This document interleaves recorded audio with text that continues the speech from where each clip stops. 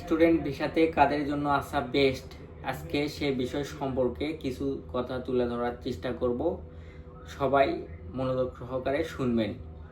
তো প্রথমেই বলে রাখি, যারা জাপানে লং টাইম অথবা স্থায়ীভাবে বাস করতে চান তাদের জন্য স্টুডেন্ট ভিসা বেস্ট অপশন। যদি আপনি ইন্টারমিডিয়েট পাস হন এবং আপনার স্টাডি গ্যাপ সর্বোচ্চ 5 বছর থাকে। কেননা আপনি যদি জাপানে লং টাইম বা স্থায়ী বসবাস করতে চান, আপনাকে জাপানিজ ল্যাঙ্গুয়েজে 100তে 100 দক্ষ হতে হবে।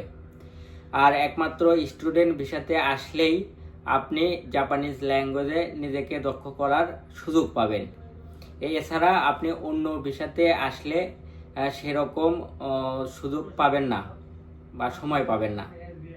তো স্টুডেন্ট ভিসাতে আসার পর 2 বছরের ল্যাঙ্গুয়েজ স্কুল শেষ করে পরে 2 অথবা 3 বছরের সেনমন শেষ করে আপনি জাপানে সরাসরি জবে ঢুকতে পারবেন।